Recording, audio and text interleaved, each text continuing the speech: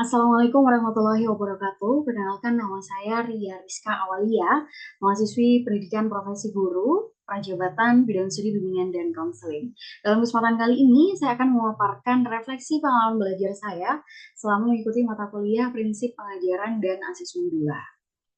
Nah, ada beberapa pertanyaan identifikasi diri. Yang pertama, terkait review pengalaman belajar. Jadi pengalaman belajar apa yang berguna dan menarik. Jadi selama menempuh MKPPA 2 ini, pengalaman belajar yang paling berguna dan menarik bagi saya adalah topik satu, yakni khususnya dalam topik layanan dasar.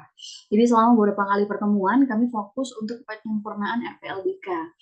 Lebih mendalam pembahasannya dibandingkan pada PPA yang pertama dulu. Nah, proses pembahasan mendalam dalam pembuatan RPL ini menjadi pengalaman berharga saya. Kami dituntun untuk membuat RPL berdasarkan hasil net assessment. Jadi setiap sesi kuliah itu tidak hanya fokus pada teori saja, tetapi juga sangat terlibat dalam aplikasi praktis yang memungkinkan kami, para mahasiswa, untuk secara aktif mengembangkan dan menyempurnakan RPL. Nah, proses iteratif ini di mana kami menyusun, kemudian merevisi, dan juga mendapatkan umpan balik dari rekan sekelas dan juga dosen, memberikan peluang luar biasa untuk belajar dari kesalahan dan berhasil satu sama lain. Nah, jadi melalui diskusi kelas yang dinamis, kami diajarkan untuk mengkritik secara konstruktif RPL rekan kami dan menerima kritik untuk perbaikan RPL kami sendiri. Nah, pendekatan kolaboratif ini tidak hanya meningkatkan kemampuan analitis dan kritis kami, tetapi juga mengasah keterampilan komunikasi dan juga kerjasama. Nah, kemampuan untuk menilai kebutuhan, kemudian merancang layanan yang sesuai, dan menerapkan perubahan berdasarkan feedback adalah keterampilan kunci yang saya pelajari yang sangat relevan dan diperlukan dalam praktek profesional sebagai guru BK. Nah, hal ini menyiapkan kami tidak hanya menjadi praktisi yang kompeten saja, tetapi juga pembelajar seumur hidup yang mampu untuk terus meningkatkan kualitas dalam layanan BK. Nah, kemudian pengalaman belajar apa yang berguna tetapi kurang menarik.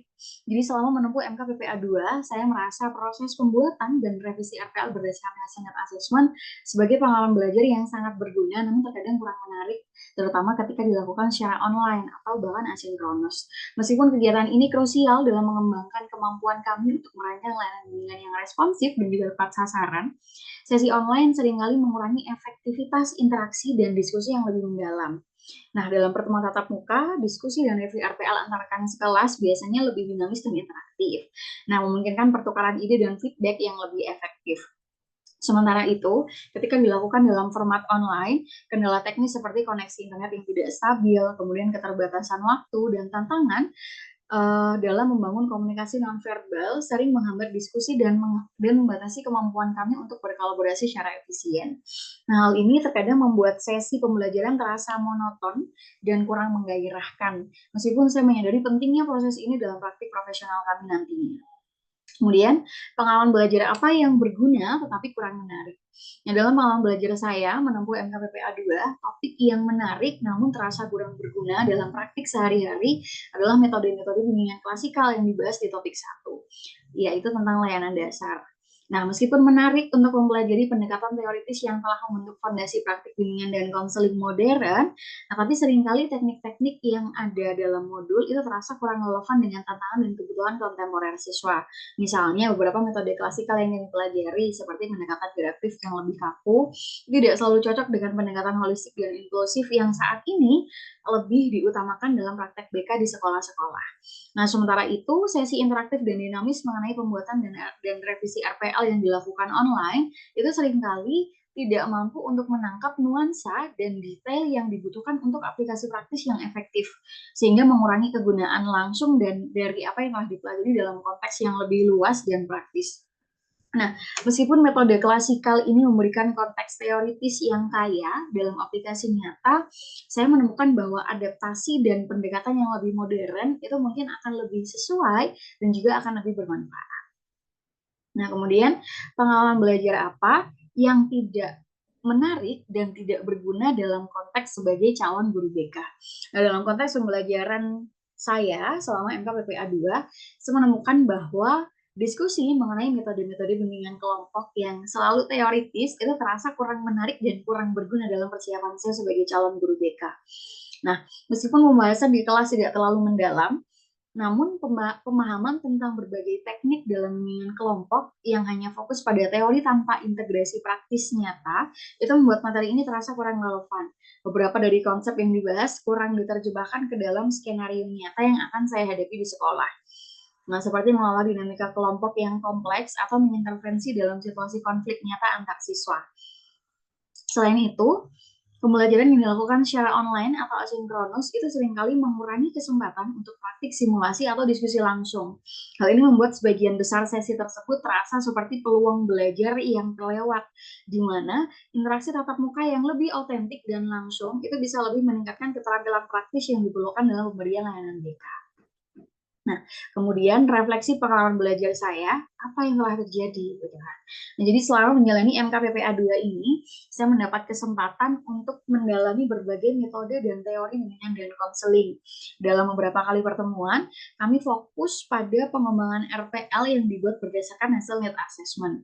Nah, proses ini melibatkan pembuatan dan pembenahan berkelanjutan dari RPL yang memungkinkan saya untuk menerapkan teori ke dalam praktik yang berorientasi pada kebutuhan spesifik siswa. Saya menemukan bahwa pemahaman mendalam tentang perkembangan individu membantu saya memahami bagaimana memberikan layanan BK yang tepat dan responsif terhadap kebutuhan siswa.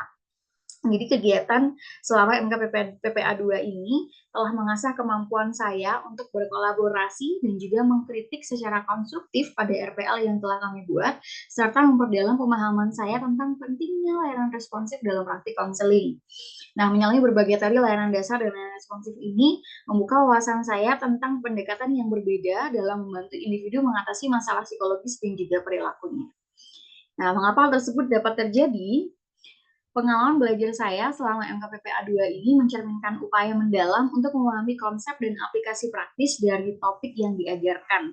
Dalam layanan dasar, saya terlibat dalam pembelajaran yang mendalam tentang konsep bimbingan perkembangan serta beragam metode bimbingan klasikal dan juga bimbingan kelompok.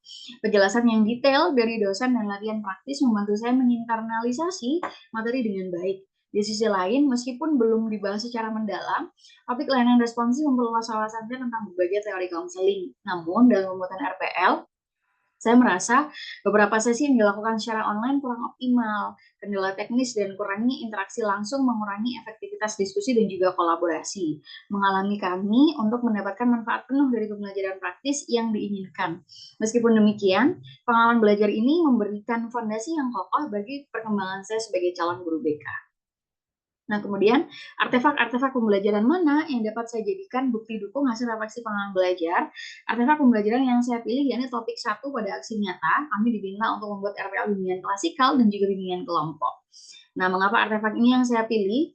Saya memilih artefak pembelajaran tentang pembuatan RPL bimbingan klasikal dan bimbingan kelompok karena artefak ini mencerminkan pemahaman saya yang mendalam tentang konsep-konsep dasar dalam bimbingan dan konseling.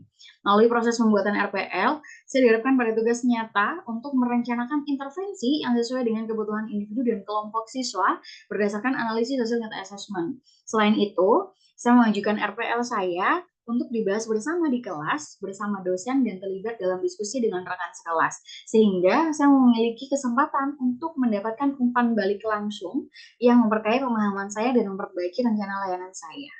Nah, proses ini memungkinkan saya untuk menerapkan teori yang telah dipelajari dalam konteks praktis, mengasah keterampilan perencanaan, analisis, dan juga kolaborasi yang sangat penting dalam peran saya sebagai calon guru BK. Kemudian bagian mana dari artefak ini yang mendukung hasil refleksi saya? Bagian dari artefak pembelajaran yang mendukung hasil refleksi saya adalah proses diskusi dan review RPL dalam kelas. Ketika saya mengajukan RPL saya sebagai bahan diskusi bersama, saya memiliki kesempatan untuk mendengarkan beragam pandangan dan umpan balik dari rekan sekelas. Melalui diskusi ini, saya dapat melihat perspektif yang berbeda-beda dan memperoleh wawasan baru tentang bagaimana merencanakan dan melaksanakan layanan bimbingan yang efektif. Diskusi ini juga memungkinkan saya untuk merefleksikan keputusan yang saya ambil dalam merancang RPL, mengevaluasi kekuatan dan kelemahan rencana saya, serta mengidentifikasi area yang perlu diperbaiki atau disempurnakan. Jadi dengan demikian, proses diskusi dan review RPL dalam kelas sangat mendukung hasil refleksi saya, membantu saya untuk terus berkembang dan meningkatkan keterampilan dalam perencanaan layanan BK. Nah, apabila saya mengajar atau membahas topik ini dengan mempertimbangkan prinsip pembelajaran bermakna yang berpusat kepada siswa, perubahan apa yang akan saya lakukan? Jadi setelah saya menempuh MKPPA 2, saya memiliki perspektif baru jika akan memberikan layanan kepada peserta didik. Jika saya memberikan layanan dasar dan layanan responsif dengan pertimbangan prinsip pembelajaran bermakna yang berpusat kepada siswa, ada beberapa perubahan yang akan saya lakukan. Yang pertama, saya akan lebih memperhatikan kebutuhan individual siswa dan memastikan bahwa materi yang diajarkan itu relevan dengan pengalaman mereka. Saya akan menggunakan pendekatan berbasis masalah dan studi kasus untuk memungkinkan siswa terlibat aktif dalam pemecahan masalah dan penerapan konsep ke dalam konteks praktis. Kedua, saya juga akan memperkenalkan format yang memungkinkan siswa untuk terlibat dalam penilaian teman sebaya yang lebih terstruktur, sehingga mereka dapat belajar dari pengalaman dan juga perspektif satu sama lain secara lebih efektif. Nah, sebagai calon guru BK, saya akan terus memprioritaskan keterlibatan siswa, kemudian pembelajaran kolaboratif, dan refleksi mendalam sebagai bagian integral dari setiap kegiatan layanan BK. Memastikan bahwa mereka tidak hanya memahami konsep-konsep teoritis saja, tetapi juga mampu mengaitkannya dengan kehidupan sehari-hari untuk memenuhi tugas perkembangannya dengan optimal. Nah, demikian refleksi pengalaman belajar saya selama mengikuti mata kuliah prinsip pengajaran asesmen 2. Saya sampaikan terima kasih. Assalamualaikum warahmatullahi wabarakatuh.